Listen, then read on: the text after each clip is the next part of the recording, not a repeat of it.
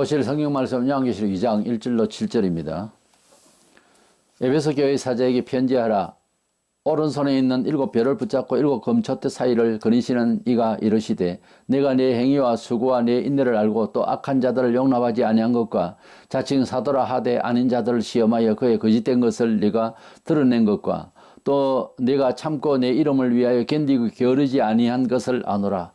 그러나 너를 책망할 것이 있나니 너희 처음 사랑을 버렸느니라. 그러므로 어디서 떨어졌는지를 생각하고 회개하여 처음 행위를 가지라.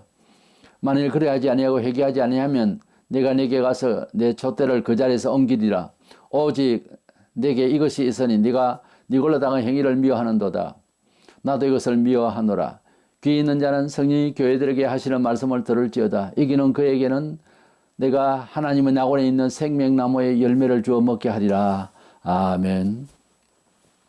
요한계시록 1장에는 예수께서 재림하실 때의 그 영광스러운 모습을 기록을 했습니다. 사도 요한이 핍박을 받아서 반모라는 섬에서 기양살이 할 때에 주님이 주일에 나타나셔서 말세에 되어질 일에 대한 계시를 하나님으로부터 받아서 천사를 통하여 이제 사도 요한에게 이 계시를 하신 내용이 이제 요한계시록인데 이 계시록의 2장, 3장에 이제 들어가 보니 소아시아에 거기 여러 교회가 있었습니다만은 아시아에 있는 7교회를 선택을 하셔서 교회 평가를 하시고 또 권면을 하시고 칭찬과 책망을 하신 내용이 나옵니다.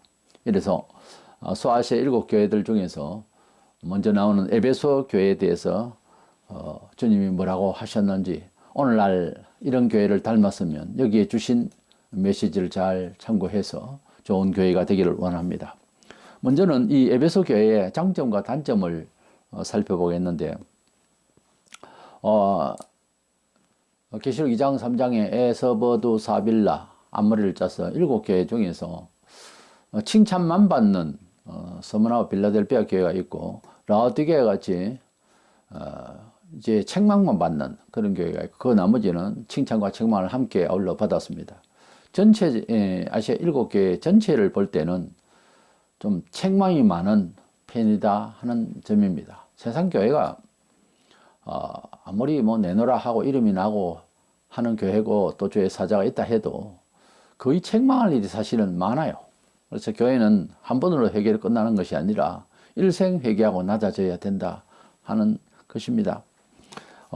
이 에베소라고 하는 말 뜻은 인내하다는 뜻입니다. 많이 참는다는 거죠. 근데 이 교회는 교회 유지 발전을 위해서 굉장히 잘 참았습니다. 우리가 교회를 하거나 가정사나 무슨 일이든지 인내하지 않으면은 실수하거나 또 실패하는 일이 참 많죠. 뒤돌아보면은 못 참아서 일을 저지르거나 잘못한 그리고 달성하지 못한 일이 수도 없이 많죠. 그것을 인내의 한계라 하지만 사실 인내를 하지 않아서 그래. 끝까지 인내를 하면은 반드시 누구나 승리할 수 있고 성공할 수 있는 삶을 살 수가 있을 것입니다. 이 에베소 교회는 전체적 내용을 보면 상당히 그 칭찬을 많이 받을 만한 교회였습니다. 가장 이상적인 지금의 소위 그 개혁주의 교회라고 하는 하나님 진리대로 살아야 된다, 또 이단은 용납하지 않는다 하는 것 등은 상당히 칭찬받을 수밖에 없는 그전에 지금이나 좋은 교회였다고 봅니다.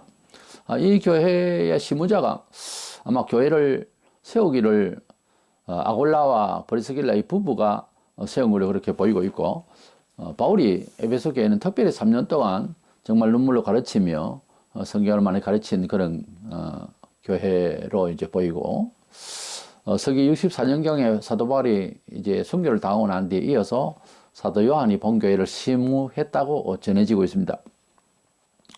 이 교회가 상당히 그 인내를 잘하고 충성을 하고 그리고 교회의 그 선교적인 여러 가지 좋은 마인드를 통해서 달성한 일이 많고 그렇게 그 잘한 교회지만은 또 책망을 받게 되는데 그 책망은 자칫 잘못 들으면은 지금 생각하는 그런 교회 평가의 기준으로 생각하면은 뭐 그렇게 중요하냐 이래 싶어도 그게 아니고 그전에 지금이나 처음 믿음, 처음 순수한 믿음, 하나님의 첫 사랑을 잃어버렸다는 거예요. 4절에 그러나 너를 책망할 것이 있나니 너의 처음 사랑을 버렸느니라. 너의 처음 사랑. 그 말은 처음에 사랑으로 굉장히 교회가 형제가 두텁고 그리고 불신자를 상대하는 것도 영혼을 불쌍히 여기고 하는 이런 사랑이 충만했던 교회. 역시 그리스도인은 그 사랑이 특별히 예수 처음 믿을 때는 아주 불같이 일어나는 것이 정상입니다.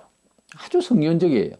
예수를 믿는데도 아주 도따르던 사람 마냥 뭐 이상한 눈빛을 가지고 왔다 갔다 하는 사람 임 정상이 아니에요. 예수님을 정말 만나면 내 죄를 속량하시기 위해 희생하신 그 사랑에 감동해서 그 사랑이 나로 하여금 사랑하게 하는 정도로까지 가버려요. 그래서 예수 믿으면 처음에 사랑이 참 많아지는 것이 정상입니다. 그런 일이 한 번도 없었습니까? 그대는 예수를 만난 게 아닙니다. 예수 만난 사람이라면 절대 그렇게 안 돼요. 사랑이 넘쳐나서 뭘 나누고 싶고 성경에 나오잖아요. 아예 사도들의 말씀을 듣고 많은 사람들이 사랑 운동을 막 하는 거예요. 없는 자는 같이 통용할 거 있으면 나누고 주고 협력하고 막 그런 운동이 일어나요. 그렇게 하자고 한 거 아니에요. 삭개오도 예수님을 만났을 때에 가난한 자를 생각하고 자기가 잘못을 반성하고 물질을 내놓겠다고 했어요. 우리가 하나님을 만난다, 예수님을 만난다, 성령의 감동을 받았다. 같은 얘기예요. 그 증거는 표현에 있어서 반응에 있어서 답이 나옵니다. 아무런 반응이 없고 입만 자꾸 예수 믿는다. 그건 아니에요. 아니라고요. 그래서 우리가 무슨 말을 하는 게 참 양심으로 말하는가 안 하는가 시간이 지나가고 나는데 결과물로 이야기하는 겁니다. 주로. 그때 당시에는 말을 참 잘한다. 주로 주사파나 공산주의자들이 말을 잘 만들어요. 그래서 말을 너무 잘해도 우리 옛말에 속에 칼이 있다 그런 말이 있습니다. 그게 말이 아니고 그 사람의 삶이어야 합니다. 삶에서 그런 모습이 보여야 되는 거예요.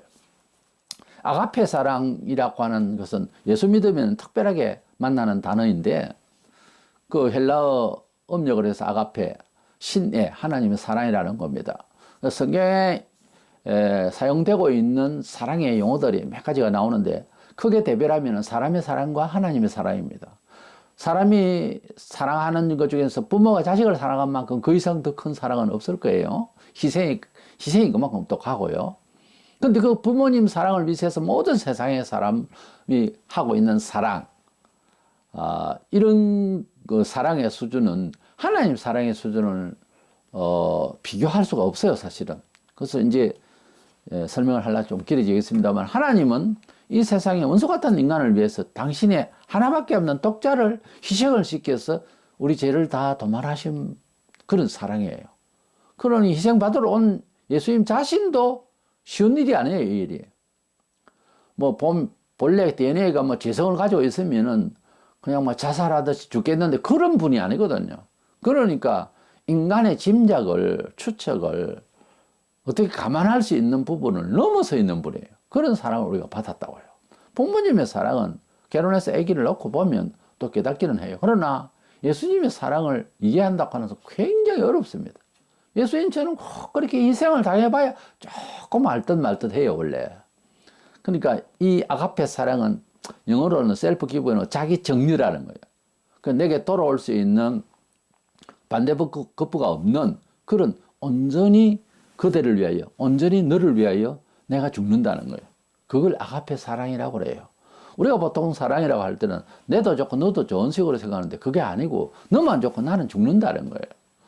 불을 밝기 위해서 촛불이 불을 환하게 해서 그 초의 몸이 다 녹아내리듯이 그런 걸 말합니다. 그래서 아가페의 이 사랑은 교회에 본질적으로 기초가 돼야 되고요.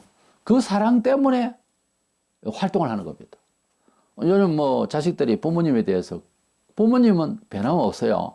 특별한 사람 아닌다면 자식을 사랑하는 마음은 뭐 어떤 면에서 동물적이기도 하고 하는데 이 사랑은 정말 그 깊이를 다 잴 수 없습니다. 자식으로서는. 근데 자식들이 얼마나 잘못되어 있나 하면은 부모님이 날 사랑하면서 물질적으로 생각합니다. 그러니까 부모가 노하여서 물질이 없으면은 내팽개치는 거예요. 사실 그래요, 지금 이 사회가. 그리고 부모님을 바라볼 때 재산이 얼마나 있느냐는 것은 아예 철저히 생각을 합니다. 부모님 재산 갖고 있다가 한 번도 뵙지 못하고 돌아가실 때 재산 좀 있는 사람 전부 와가지고 서로 뜯어가려고 그러고 이게 사람 사는 사회가 아니에요. 이건 사람이 아니라고요. 이미 악령들이에요. 완전히 물질의 신이 완전히 사로잡은 거예요. 사람이 거듭 그렇게 학습이 되고 교육이 되어버리면 못 돌아옵니다. 인간의 선을 넘어서 버려요. 그래서 부모는 물질적으로 부모가 되어야 된다. 그리고 부모의 가치가 있다. 이렇게 되어버리니까 이것은 사랑도 아니고 아무것도 아니에요. 이런 흉악한 시대를 사는 부모들은 정신 바짝 차리고 자식들에게 그렇게 희생할 이유가 없어요. 난 그렇게 생각합니다. 이래서 사랑은 우리가 어떻게 이해돼야 되나, 하나의 감정이나 삶을 살아가는데 정서를 위한 것이 아니고요. 사랑은 어떤 목표로 어떤 삶을 살아내느냐 하는 지혜를 줘요. 원래 하나님이 세상을 이처럼 사랑하셔서 아들을 주시고 우리를 세상에서 도와주시고 함께 하시는 것이지, 하나님의 그 사랑 때문에 예수님이 왔고 성경이 있고 교리가 있는 거예요. 부모님이 자식에게 뭘 이렇게 잘 되라고 선의 길을 인도하고 또 희생을 하고 하는 것이 뭐예요? 사랑이라는 것이 먼저 있어서 그런 행위가 나오는 거예요. 교회에 봉사하고 주를 위해서 움직인다는 것이 종교인으로서 문화생활에 충실히 하겠다가 아니고 하나님의 사랑을 받아서 하나님의 사랑을 알기 때문에 그렇게 한다는 거예요. 효자가 누가 효장고? 아버지와 어머니의 그 사랑에 대한 이해가 있어서 그래요. 그걸 느꼈다는 거죠. 불효 자식은 뭡니까? 모른다는 거지요. 그걸 모른다는 거예요. 그래서 산 부모의 효자는 없고요. 죽은 부모에 대한 효자가 많다는 말이 나중에 깨닫는 거예요. 이거 정말 어처구니 없는 일이거든요. 살아 계실 때 깨닫고 잘해야죠. 죽고 난 뒤에 우리도 못 볼 어머님이요 해서 이런 유행가도 있고 노래도 있고, 우리 정서 그렇잖아요, 보통. 그러니까 살아있을 때에 깨달아야 된다는 거예요. 충성을 하는 충성도의 정도, 강력의 차이는 뭐냐 하면은, 강력의 차이는 하나님의 사랑을 눈치챘다는 거죠. 깨달았다는 거예요. 말하자면 철이 들었다는 거죠. 신앙에도. 근데 30년을 예수를 믿었고 50년을 믿어도 이게 안 깨달아지는 사람이 있다고요. 그 이제 나이만 들었지 철이 없는 자식과 같은 거예요. 80 노인 앞에서 50대 자식이 부모 알기를 아주 우습게 하는 이런 상황하고 똑같은 거예요. 예수 믿는 것도 똑같은 거예요. 근데 부모님을 알고 제대로 효자로 아주 남이 봐도 칭찬할 수밖에 없는 그런 나이 어린 아이들은요, 그걸 깨달은 거죠. 예수 믿는 것도 똑같은 거예요. 그 주님의 그 사랑을 확실히 체결하는 사람은 일찌감치부터 충성하려고 그래요. 충성하시오, 이래 충성하시오, 저래 가르친다고 되는 게 아니잖아요. 효자도 그래요. 어느 정도고 가르치지만 안 따른다 하면 할 수 없는 거잖아요. 하나님의 그 사랑을 받았기 때문에 에베소 교회에 그렇게 했겠죠. 하나님의 사랑을 받아서 시작해가지고서 인내를 했겠죠. 그랬는데 이게 참 사랑이 없어진 거예요. 이게 보통 문제가 아니죠. 말하자면 종교화 되어버렸다 이거예요. 우리가 모든 하나님의 율례를 다 따라서 정상적인 궤도 안에서 교회가 세상에 빛이 되고 우리 스스로가 먼저 하나님을 잘 믿는 그런 품격을 가져야 되겠는데, 그게 안 될 때 이제 문제가 생기는 거예요. 로마 13장 10절에 사랑은 율법의 완성인이라고 그랬어요. 이건 다른 말로 요약하자면 교회가 사랑을 목적을 하고 선교를 하고 봉사를 하는 거다 이거죠. 사랑 때문에 하나님께서 아들을 이 세상에 주시면서 하나님 세상을 이처럼 사랑하사, 사랑에 대한 행동이에요. 행동을 했기 때문에 사랑한다 그 말이 아니고 사랑하기 때문에 그렇게 행동하는 거예요. 그래서 에베소 교회는 실컷 사랑을 기초로 해서 근거로 해서 했는데, 사람이라는 게 간사스럽고 본성이라는 것이 굉장히 문화적이거든요. 알아들으시죠? 사람이 종교도 커지고 이러니까 여기에서 이제 내가 내가 얼마나 충성했다, 우리 교회가 이렇게 커졌다, 그게 자부심을 가지고 그렇게 이제 뿌듯해져서 문화인이 되어버리는 거예요. 그러니까 에베소 교회가 지금 책망받는 것은 아무리 잘해놔도 하나님의 그 사랑에 늘 항상 녹아져서 나는 낮아지고 섬기는 그자 처음 가졌던 그 마음을 끝까지 가져가지 못하는 비대해지면은 본질에서 벗어나는 이 우리의 변화는 에베소 교회도 피할 수가 없었어요. 종교화됐다는 거지. 교회가 사회화되어 버린 거예요. 그래서 세상적으로 위세를 가지고 있는 이런 사람이 되어버리는 거죠. 각 교회마다 아시아 7개 2장 3장에 주님께서 나타나신 모습을 설명을 하는데 다 다른데요. 첫 번째 나타나는 에베소서의 1절에 보면 오른손에 있는 7별을 붙잡고 7금촛대 사이에 거니시는 이로 나타났어요. 7별, 7촛대, 이런 7촛대 등자리입니다만 이것은 교회를 상징하고, 그리고 별은 이제 그 교회를 인도하는 주의 사자를 말합니다. 그래서 아시아에 있는 7교회뿐만 아니겠지만 특별히 에베소 교회는 오른손에 7별을 붙잡고 7금촛대 사이에 거니시는 이다. 그러니까 주의 사자를 붙들고 교회를 이제 인도하시는 예수님으로 나타났어요. 그러니까 교회의 사자도 예수의 장정 안에 있고, 교회도 예수님이 이제 주인이 되셔서 관리하고 계신다, 그런 뜻으로 주님이 그런 모습으로 나타난 거예요. 왜 그럴까요? 이미 그 사역자가 교회 주인이 되어버렸어요. 이미 그 교회가 사회화되어 버린 거예요. 종교화되어 버렸다고. 그러니까 예수님께서 사실 이 교회는 내 교회다 그랬거든요. 예수님께서 내 교회고, 그리고 주의 사자는 내 뜻대로 해야 된다 하는 그런 의미로 딱 나타나신 거예요. 에베소 교회. 굳이 그렇게 안 나타났을 때 될 만한 것 같은데 교회도 컸고 잘했으니까 아닌 거예요. 이게 교회 주인을 놓치고 있는 거예요. 이것이 교회가 누구의 손에 있어야 되고 주의 종이 누구에 붙들려서 일을 해야 된다는 것을 지금 잃어버린 거예요. 이 에베소 교회가 성장하면서 처음 사랑, 처음 행위를 잃어버린 거예요. 이것을 우리는 다 경험할 수 있는, 우리 교회 부흥을 위해서 일을 하다 보면 이런 리스크가 있다는 것을 알고 대처를 해야 돼요. 5절에 회개하여 처음 행위를 가지라. 이 가지라는, 처음 행위를 가지라는 게 포이에오라는 단어를 찾아보면 즉각적으로 순종하라고요. 복종하라고 되어 있어요. 그러니까 잔말 말고 바로 회개해야 된다는 거예요. 다른 뭐 선교 일, 교회 어떤 부흥을 위한 이런 프로그램 이전에 회개 운동을 먼저 해라. 본래 정신을 가져야 된다. 이겁니다. 사람이 그게 참 잘 안 되죠. 이 성장하는 과정에는 반드시 교만한 영이 따라옵니다. 아주 어두운 그림자가 자꾸 짙어져요. 그러니까 중간중간 우리는 우리 자신을 컨트롤하는 삶에 있어서도 항상 호사다말하고 조심해야 되는 거예요. 근데 무엇보다 외부로부터보다 사람이 가지고 있는 본성이 믿고 의존하고 따라가려고 하는 새로운 존재 자아보다 강하게 역사하거든요. 그 중에서 교만해지고 신성화되고 자기 자랑이 되고 이기주의가 되고 이렇게 돼버려요. 이거는 피할 수 없어요. 아무도 피할 수 없어요. 그러니까 이것을 피할 수 없으니까 처음 마음 그걸 계속 돌이켜야 되는 거예요. 리턴해서 그런 회복 운동, 이것도 세수가 돼가네. 씻어내고 빨리 회복 운동을 해야지. 옷이나 뭐나 때가 너무 굳은 때가 되면 지우기도 힘들고 포기해야 되는 그런 때 걸친 그대로 가져야 되는 그런 경우가 있거든요. 전자제품도 그렇고 먼지가 많이 들어가면 안 되는 게 있어요. 먼지, TV도 먼지가 많이 묻어버리면은 그 밝기도 그렇고 나중에는 작동도 안 될 수가 있습니다.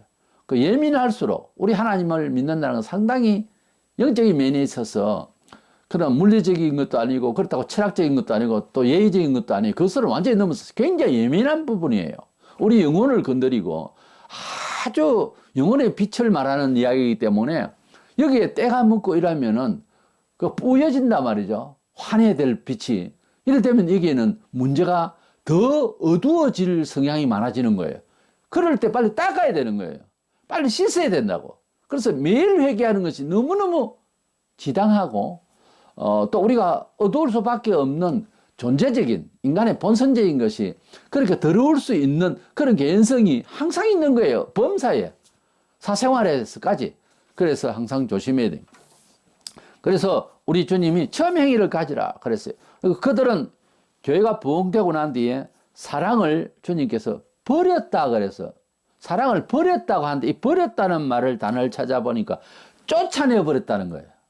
이런 식으로 믿는 건 아니야. 이거는 구태연한 거고 이건 별것 아니야. 교회가 일단 성장해 봐야지. 이렇게 됐다는 거죠. 버렸다 하는 단어로 되어 있어요. 이것을 쫓아내어 버렸다라고 직역을 하는 게 좋아요. 그리고 주님께서는 너희가 내 사랑을 버렸다고 하는 것은 바로 정신적으로 나를 버렸다는 말이니까 결국 내가 너를 촛대를 옮기리라. 너가 나를 버렸으니, 내 사랑을 버렸으니 나도 너를 버린다는 말이에요. 이게 네가 처음 사랑을 쫓아내어 버렸다, 너 이 사랑을 버렸다, 이 말은 어떤 면에 있어서 배신했다는 말하고 같아요. 우리가 사람을 버렸다는 게 뭐 어떤 문화적인 어떤 여건에 대해서 어렵게 만들었다 이런 것도 있지만, 마음을 떼버리고 버렸다는 것만큼 이건 뭐 물질이 있고 환경이 요소가 갖춰져도 사람 사는 기분이 아니잖아요. 마음을 잃어버릴 때 끝나는 거예요.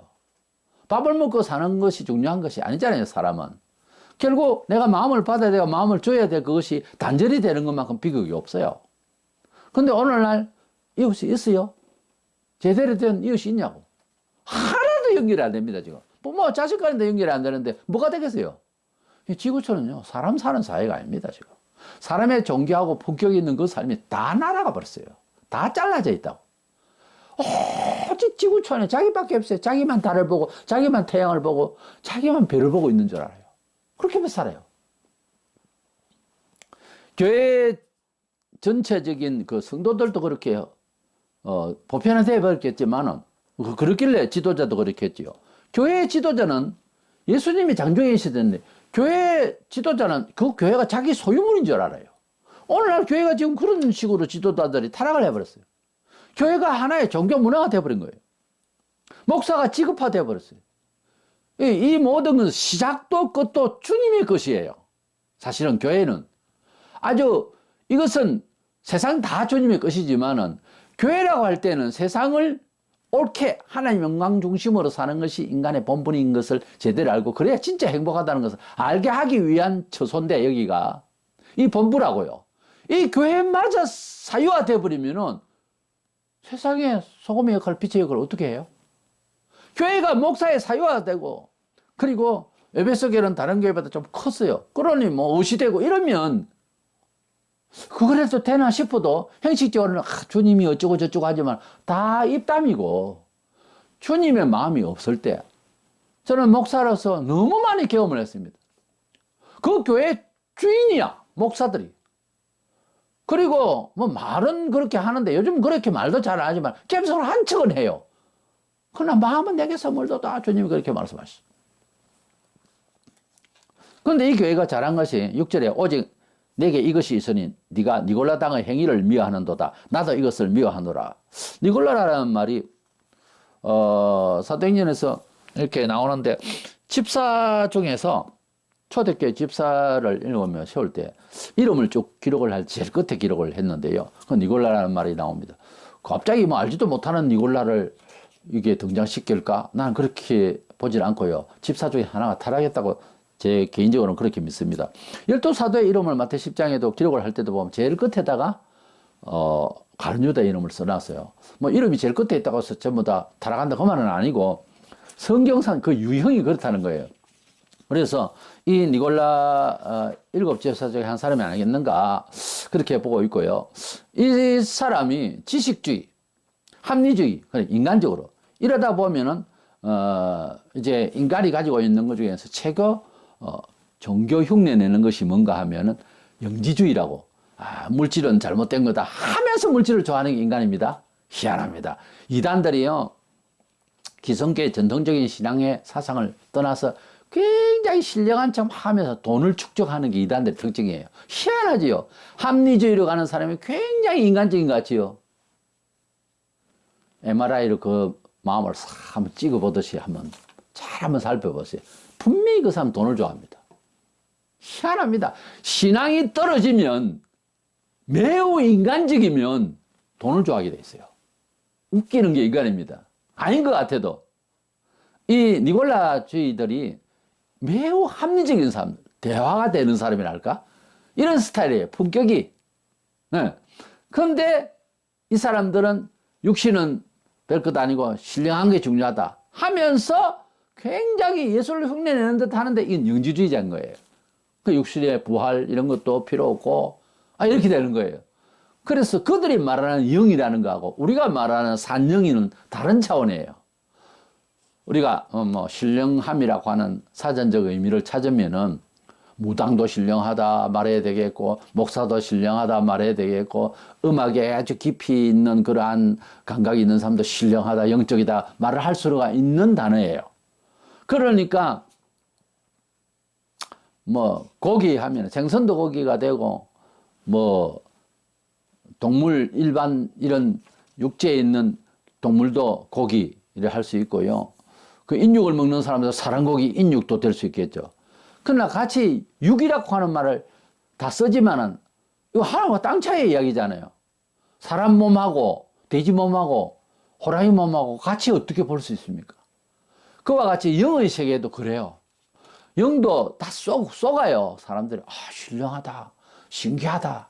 워낙에 무지해 있기 때문에, 눈이 어둡기 때문에 그런 저런 여러 곳에 사이비에 얼마나 많은 사람들이 빠져 있습니까? 지금도 우리나라에는 유독 감성적이라서 사람들이 좀 신기하게 그야말로 뭐가 나오면 아마 은행이 있으면 거기에 뭐가 있는가 보다 이래가지고서 미신적인, 그래서 거기에 뭐 주술적인 걸 가미해서 치유의 역사도 하고 이러면은 아주 막 샤먼이 돼가지고 아주 막 신이 돼버려요. 그런 사람이 뭐 얼마나 많습니까 우리나라에. 그래서 내가 예수다 그러면 뭐 재림 예수로 이야기하는 그런 신이다 하는 사람이 42명인가 이렇게 공적으로 나온 지도 오래됩니다만, 또 거기에다가 또 허경영 같은 이런 완전히 영적으로 사기꾼들이 얼마나 많은지 모릅니다. 이래서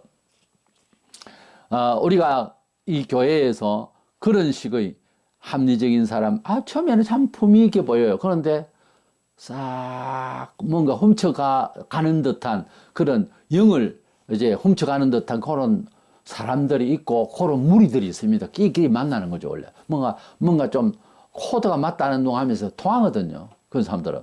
그래서 신학계에도 보면 코드가 맞는 사람이 있다는데, 그래, 코드 맞는 사람끼리 모인 단체를 보면은 진짜 십자가의 제정신을 가지고서 경건함과 그리고 그 희생적 가치에 대한 정당성을 정말 공유하는 사람은 작고요. 말하자면 그 라인은 사람이 많이 서 있지 않습니다. 주로.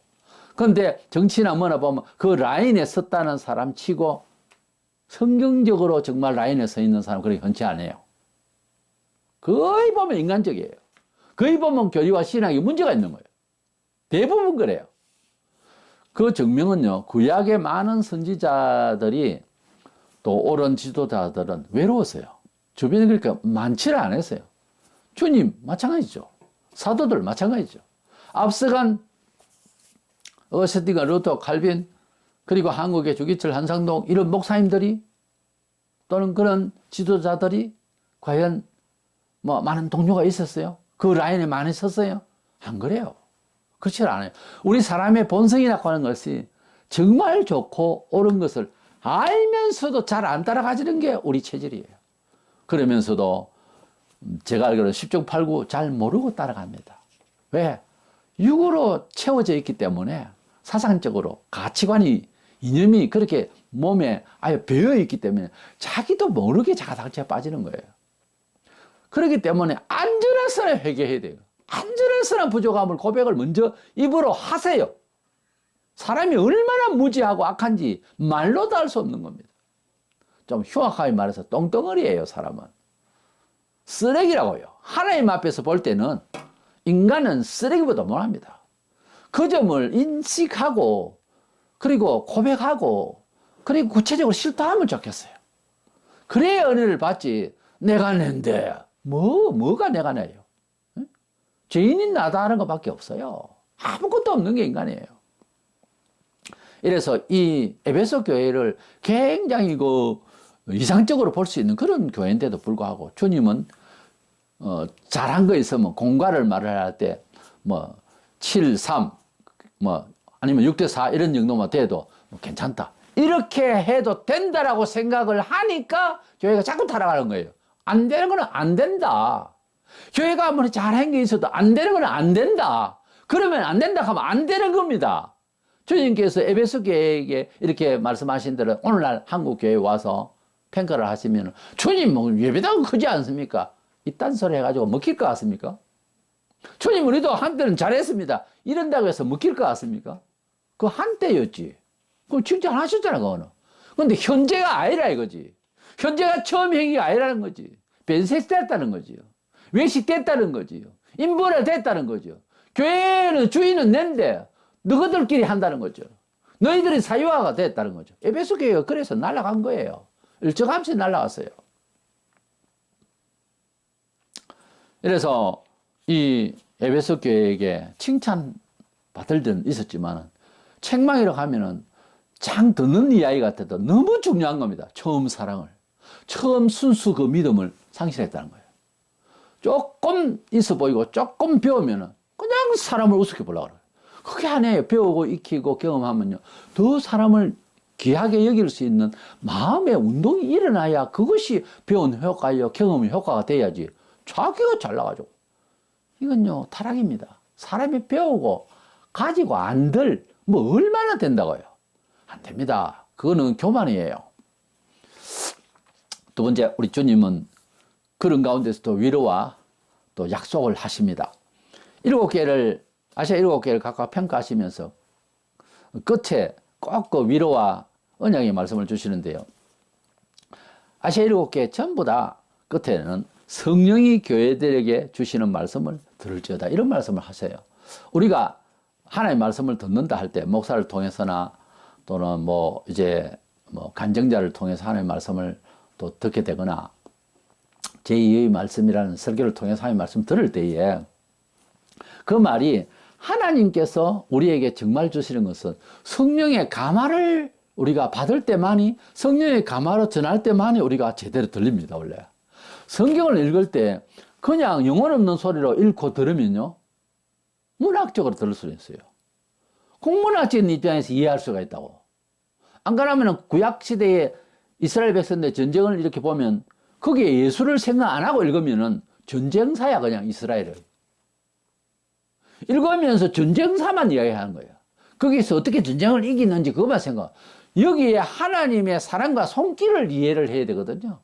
그래서 구약을 성경을 이해할 때는 예수님이 모세가 내게 대하여 증거했다 하는 주님의 말씀이에요. 그러니까 그 말씀을 읽을 때 생각이 안 나더라도 주님이 날 찾아오신 사연이 여기 있다라고 생각을 하고 구약을 읽으시라고요. 어디를 읽든지. 그러면은 눈이 다르게 열려요.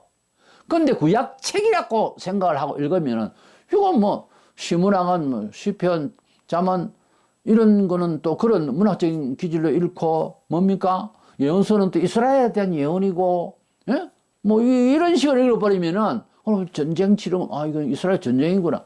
이건 아니에요. 이렇게 읽을 일이 아니에요. 우리 주님이 우리를 어떻게 사랑하셨고 지금도 이러한 정황이 올 때에 내용상 그런 같은 내용으로서 형식은 달라도 내가 그런 일을 당할 때 하나님의 인도는 이렇게 된다 하는 것을 설명이 되어져야 되는 거예요. 그래서 설교자는 구약을 읽을 때에 신약에서 비근한 예를 들어서 그래서 잘 설명을 해서 예수 안에서 하나님이 우리를 얼마나 사랑하시는가, 구원의 길과 승리의 길을 어떻게 주시는가를 설명하는 거죠, 설교가. 근데 듣는 사람은 길을 쫑긋하게 해서 내게 어떻게 물질을 주실까? 내게 어떻게 이기게 하실까? 자꾸 그 생각하고 구약이든 신약이든 기복주의로만 읽으면은 천당하고 그대하고는 관계가 없어요. 그렇게 예수 믿고 들으면은 천국하고는 아무 상관이 없는 생각이라니까요. 차라리 가까운 절에 가세요. 그리고 가까운 어떤 뭐 사입이라도 가든가. 당신은 어차피 구원 못 받아 그래가지고. 그러니까 구원을 받으려면은 그렇게 귀가 열려서는 안 된다는 거죠. 항상 성령은 뭡니까? 진리의 영이라고 했어요. 하나님의 진리를 들으려고 해야지 자꾸 사심을 들으려면은 전하는 사람 그렇게 안 전했는데 듣는 마음이 잘못되면은 성령으로 듣는다는 말은 간절히 하나님의 말씀을 사모하면서 듣는 자에게 역사가 나요. 같은 설교를 들었는데 예배 필요한 후에 큰 은혜를 받고 눈물을 흘리며 새롭게 변화를 받는 사람도 있는가 하면은 사시사철 다녀도 아무런 배려가 없는 사람이에요. 왜냐하면 네 말하는 것보다 내가 옳다 이거지. 그거죠. 당신이 설교하는 것보다 내가 생각하는 사회생활이 옳다는 거죠. 그러니까 순종을 못 하는 거예요. 변화가 없는 거예요. 하든지 그대로 하는 거예요. 못 깨달아서 설교를 잘못해서 다른 사람은 뭔데요? 그 사람은 학문이 없어서 그렇습니까? 그러니까요. 하나님 말씀을 듣는 사람도 간절한 마음으로 들어야 되는 거예요. 전하는 사람은 뭐죠? 더하죠, 이거는. 두렵고 떨림으로 전하는 거예요. 함부로 말할 수가 없어요.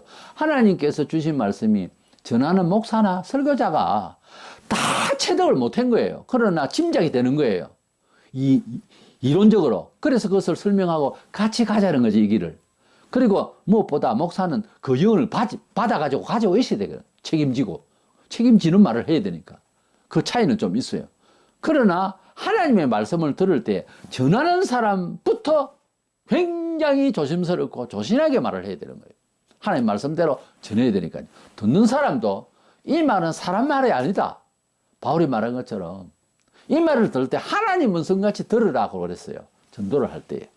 그래서 목회자가 메시지를 나눌 때에 나누는 사람도 간사하게 인간적으로 만나서 여러분 사랑해요, 오늘 잘 왔어요, 뭐 어쩌고, 그건 도입 과정이지만 설교하면서 계속 사람 마음을 띄우고 만져준다고. 여기는 상담소가 아닙니다. 교회는 상담소가 아니라고요. 교회는 하나님의 아주 청천벽력 같은 그런 아주 우리 같은 소리를 하나님의 그 직통 계시를 하나님 말씀 안에서 잘 설명을 해서 전달하는 그런 곳이기 때문에 듣는 이나 전하는 자가 다 조심해야 되는 거예요. 말씀을 들을 때는 반드시 일반 사생활도 경건해야 되지만 말씀 앞에서는 항상 그것이 중요합니다. 그래야 은혜를 받지. 매일같이 예배를 듣는다 하면서 그냥 태만한 마음으로 퍼질고 앉아가지고 덕집 떡 요즘 다 의자에 앉아서 이래가지고 무슨 하나님 음성을 듣습니까? 그래야 안 되는 거예요. 맨날 다니면은 뭐 기분 나쁜 것만 자꾸 보이고 교회. 그러면 그냥 교회 안 나오고 가난한 신자라 소위 집에서 그냥 하나님 믿는다. 집에서 뭘 하나님 믿어요?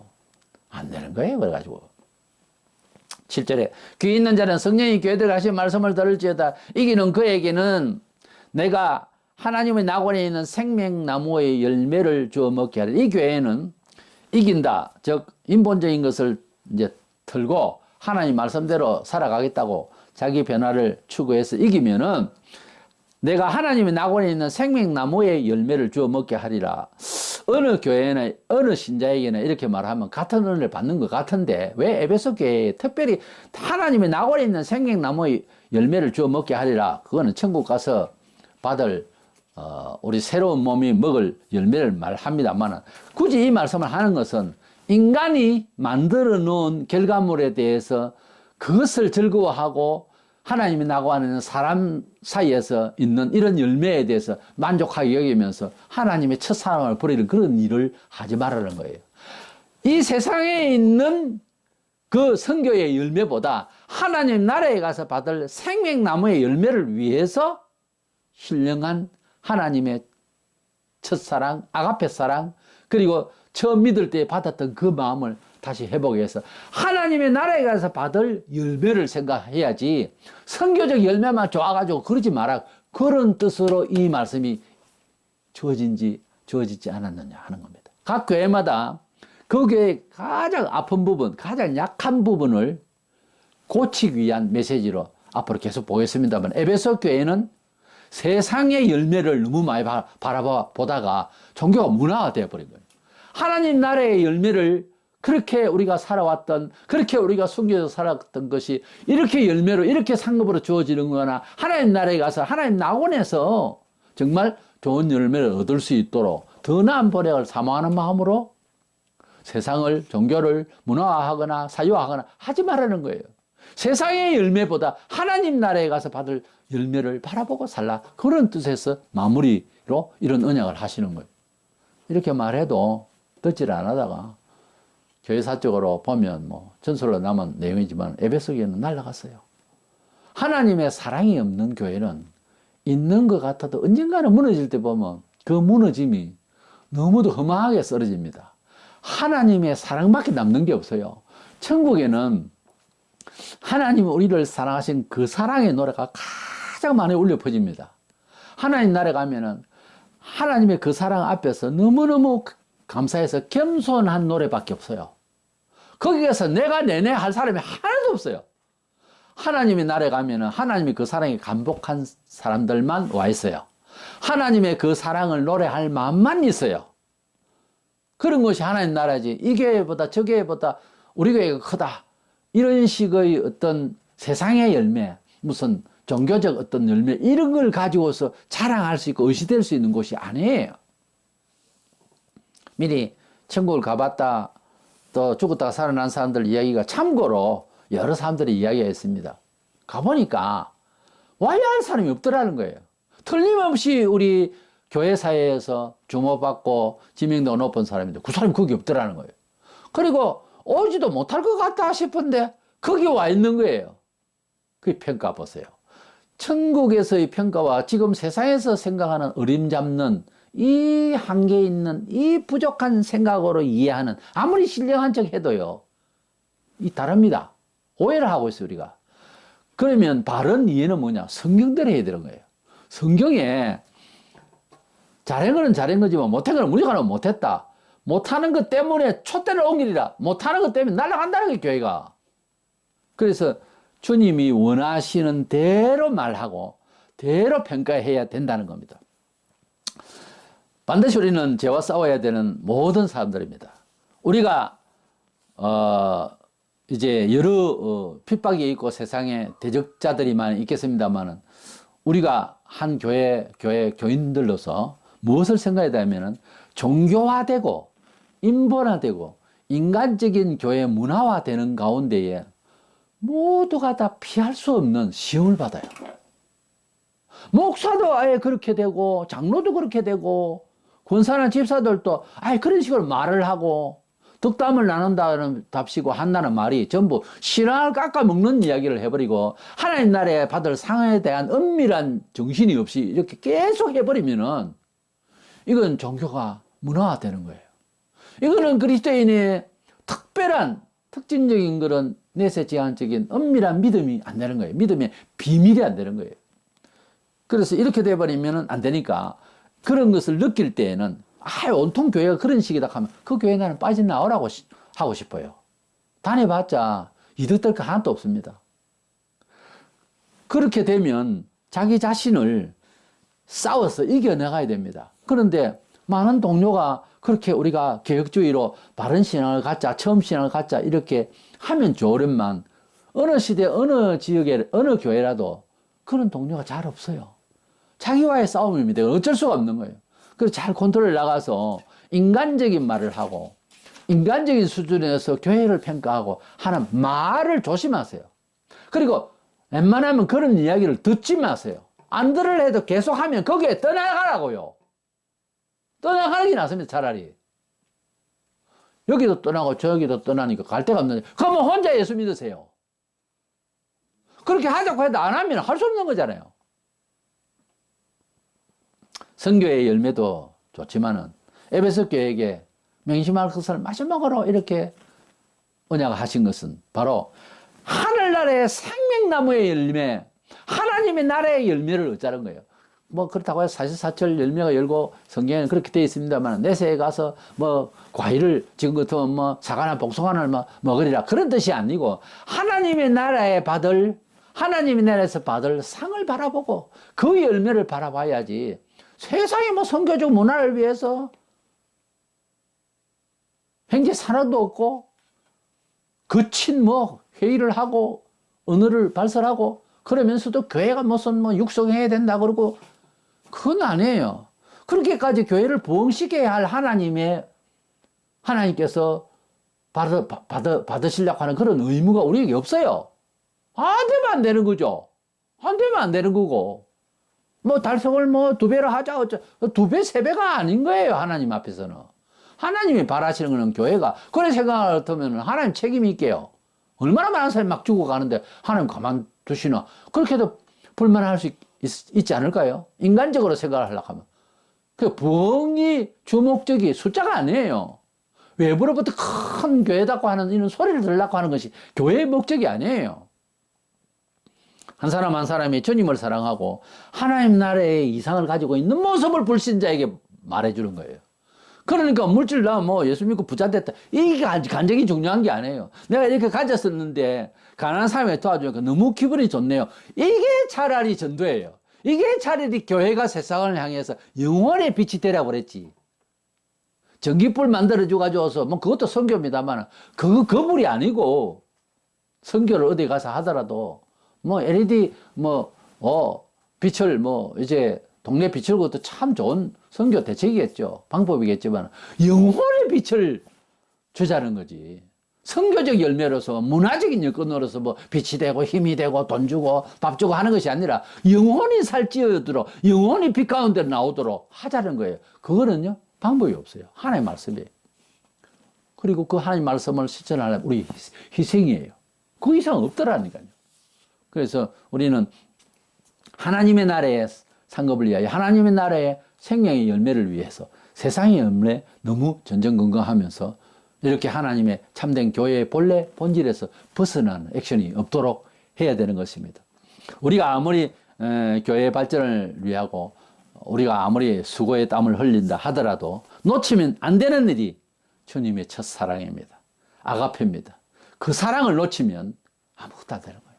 그 사랑을 놓치면은 그 다음부터는 인간이 나서는 거예요. 전면에. 여기서 이제 문제가 심각해지면 나도 너도 다 튀어나오는 거예요. 거기서부터 교회가 얼마나 싸웁니까? 이건 진리 때문에 싸우는 것보다 인간적인 입장에서 서로 자기 욕구 못 채워가지고 싸우는 일이 훨씬 많아요. 법정에 갈 일이 뭐 있습니까? 하나님 사랑 때문에 정말 투쟁한다면 법정에 안 가지죠. 해퍼닝이죠. 어떤 면에 있어서. 서로 사랑하기 위해서 이견 충돌은 얼마나 아름다운 겁니까? 그게 아니거든요, 지금. 아예 교회가 너무 고소고발을 많이 해서 그걸 전담을 하는 판사가 있다니까요.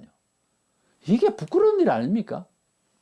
이게 왜 이래 됐습니까? 숫자 부흥에 전전긍긍하고 교회를 문화화하고 교회를 사유화하고 이러다 보니까 교회의 본래 본질적인 시작의 원인이 하나님 사랑입니다. 하나님 사랑 때문에 반응으로 전도하는 거예요. 이 하나님의 사랑의 빛을 받게 하기 위해서 교회를 세웠건만은 하나님이 성호는 다 날아가 버리고 인간들끼리 모여서 서로 싸우고 이러니 난장판이죠. 오늘날 교회사에는 이스라엘 나라가 완전히 날아가 버리기까지 제사장이고 뭐시고 전부 다 불에 타 죽고 다 결국은 끝까지 저항하다가 300명도 결국은 다 죽게 되고 그렇게 했듯이 이스라엘 백성이 그리스도를 죽이고 그리스도 예수를 죽이기까지는 그들의 문화가 그만큼 사유화되고 그만큼 인본화되어 버렸다는 것을 모르는 채 있다가 메시아를 죽인 거예요. 뭐든지 범죄의 그 끝은요 몰라서 그래요. 확 막혀버려서 그래요. 그러니 사람이 얼마나 정신적으로 어두워지는 것을 조심해야 되는지 모릅니다. 그러니까 정신이 맑아야 되는 거예요. 일반 사회생활도 컨디션이 나쁘면은 이게 헛손질 한다고요. 위험하다고. 정신이 맑게 하고 어디 운전을 할 때도 그렇고 싸우고 괴롭히면 안 되죠. 항상 예민한 일 이런 일에는 더더욱이나 그 전에 항상 편안하게 해주고 책임자에게 그렇게 하는 것이 참 중요하죠. 그래서 우리 삶을 빗대어서 생각해봐도 에베소 교회는 우리 사람이 다 그것이 피할 수가 없고 언제나 그렇게 일어나는 현상 비대해지면은 타락해진다는 거죠. 처음에는 그렇게 안 했는데 뭐 그렇게 했죠. 주님 말씀하신 대로 사랑과 인내와 수고와 성장을 위해서 얼마나 잘못된 그 사상이 들어오면 처단하고 그 구체적으로 어떤 뭐 집사 그랬으면은 그냥 뭐 출교를 시켰다든지 아주 거룩성을 잘 위해서 그렇게 했는데 이게 비대해지니까 처음 그 사랑이 없어지는 거예요. 우리가 하나님의 공의를 이야기한다고 해서 사랑이 없어지는 게 아니에요. 사랑하기 때문에 어쩌면 공의가 앞서 말할 수 있어요. 하나님은 우리에게 먼저 오실 때 사랑으로만 온 게 아닙니다. 너는 죄인이다. 이 공의죠. 이게 먼저 오고 사랑이 뒤에 바로 곧장 치유로 오는 거죠. 우리가 교회가 공의도 있어야 되고 사랑도 있어야 됩니다. 그런데 계획주의를 간다고 해서 사랑이 없어진 거 아니에요. 근데 이 교회는 문화화 돼버린 거예요. 아예 처음 순수한 그 사랑이 순수한 그 믿음의 행위가 없어진 거예요. 뻣뻣해졌죠, 사람이. 처음에는 뭐 사역자도 그렇고 지도자, 중직자들도 예 하다가 교회가 커지고 하니까는 자기 자리 찾는 거예요. 나도 높은 자리, 나도 존경받는 사람. 그리고 교인들도 나는 큰 교회다. 요즘 교인들 보면은 큰 교회에 가서 등록하면 자기가 뭔 줄 알아요. 나는 어느 큰 교회의 교인이라고, 집사라고. 기가 막힙니다. 그래서 대형교회에서 집사가 뭐 했는데요? 어쨌다고요? 대형교회 장로입니까? 그래서요. 바로 살아요? 더 장로다워요? 더 권사다워요? 더 집사다워요? 더 목사다워요? 그렇게 비례하냐고. 그러면 자랑하세요. 본받으라 하고. 아니잖아요. 우리는 아시아 7교회를 선방하시면서 주님이 일일이 찍어주시고, 그리고 보안으로 약속하시고 언양하신 내용들을 이렇게 살펴보겠는데, 에베소 교회는 가장 이상적인 목회자들이 바라는 그런 계획주의라고 할까, 지금은 그런 교회의 상을 가지고 성장은 했는데 완전히 사랑은 내짚은 거예요. 주님이 바라는 그 사랑 때문에 주님이 오시고, 사랑 때문에 교회를 세워서, 사랑 때문에 빛을 세상에 발하려고 했는데, 그 사랑은 없고 교회 문화를, 종교 문화를 이렇게 해버리면은 이건 아니죠. 과거는 과거고요. 옛날 자랑하면 우리 선조가 아브라함이니 그 소용없는데 지금 어떻게 하고 있느냐가 중요하죠. 과거는 과거대로. 그래서 우리는 에베소 교회를 통해서 부흥해서나 종교화된 교회였구나. 너무너무 위험하고, 이런 부흥주의를 나가다 보면은 이런 리스크가 얼마든지 이런 시대에도, 아니 지금 시대는 더 많을 수가 있겠구나. 이래서 대략 저는 이런 말을 근거 없이 이야기 하나 할지 모르지만 아는 사람 다 아니까, 큰 교회일수록 종교화되어 있어요. 이상하게 그래 안 돼야 되겠는데 큰 교회가 될수록 종교화돼 버려요. 그리고 영혼을 건드려주는 말씀을 바로바로 안 하니까 교인들이 편하다는 거예요. 관리가 없어. 그냥 묻혀서 사니까. 이게요, 서로 죽이는 일이에요. 큰 교회 주인은 잘못됐고, 큰 교회라도 잘할 수는 있겠지. 그러나 경건을 작든 크든 아무나 환영할 수 있는 성격이 아니잖아요. 다시 말해서 큰 교회를 나갈 때에 큰 위험이 뭐가 있냐면 이걸 종교화한다는 거죠. 일단 부흥해보자는 거죠. 일단 내 좀 위세 좀 올리자는 거지. 목사가 그런 마음을 가졌으면 뭐 예수님을 구주로 믿으니까 구원을 받는다고 봐야겠죠. 그러나 인간적인 입장에서 내 인간으로서 내가 볼 때는요, 목사들이 구원받기가 어려운 시대가 아닌가 할 정도로 타락했어요. 인본화됐다고, 세상이. 그래서 이 에베소 교회부터 좀 우울합니다. 제가 설명이 그런 게 아니고 성경에 예수님이 그랬잖아요. 그래서 촛대를 옮기리라 뭐 그러지도 않을 뿐이 이런 말 할 것 같지요. 안 그래요? 주님이 다르고 다르고요, 말이 씨가 되고, 주님이 무슨 말씀을 언지를 하면 그대로 실천되어 버려요. 원래 성경에 잘 읽어보세요. 실천되어 버린다고. 내가 올 때까지 사도 요한을 그냥 둔다고 해서 베드로, 너는 사도 요한 언제까지 생각하지 마라, 이렇게 말씀을 하시니까 사도 요한은 98세까지 살았어요. 다른 사람 일찍 순교하고, 사도 요한도 산순교를 했지만, 그래서 주님의 말씀은 하나도 빈틈이 없어요. 무슨 말을 했죠? 그대로 되어버려요. 회개하라고는 했지만은 안 되는 거예요. 촛대를 옮기리라, 너 회개 안 하면 옮긴다, 이렇게 말씀하시면 옮긴다는 겁니다.